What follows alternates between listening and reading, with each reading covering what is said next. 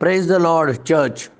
निर्गमन अध्याय 14 में परमेश्वर ने कहा, यहोवा आप ही तुम्हारे लिए लड़ेगा, इसीलिए तुम चुपचाप रहो। परमेश्वर इज़राइलियों को कह रहा था कि ये जो लड़ाई है, जो फिरौन के साथ लड़ाई है, शत्रु के साथ जो लड़ाई है, शैतान के साथ जो लड़ाई है, ये लड़ाई हमारी लड़ाई नहीं है, ये लड़ाई यहोवा परमेश्वर की लड़ाई है।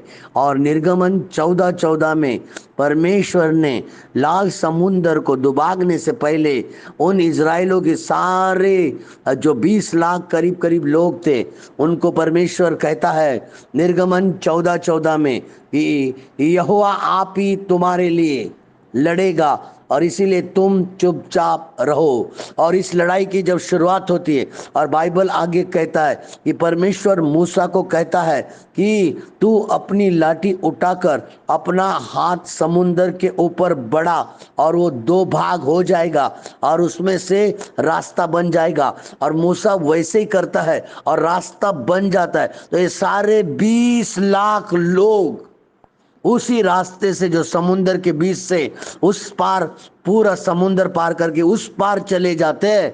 और उसके बाद फिरौन और उसकी सेना भी उस रास्ते में आती है।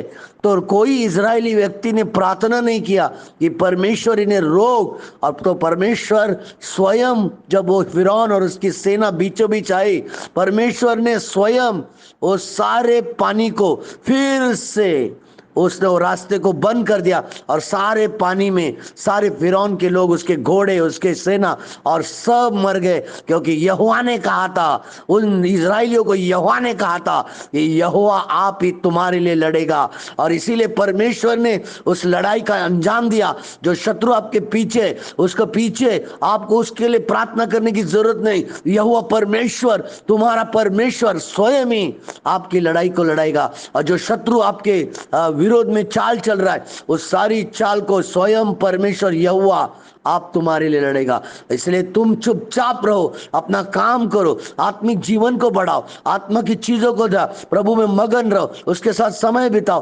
प्रार्थना में समय बिताओ, हाउस में समय बिताओ, सेलिब्रेशन में समय बिताओ। और जब आप समय बिताना शुरू करते हैं, यहोवा कहता है कि आप ही, मैं तुम्हारे लिए लड़ूंगा। तुम्हें चुपचाप रहना है, क्योंकि लड़ाई तुम्हारी नहीं, लड़ाई मेरी है। प्रभु आप सभी को आशीष करो।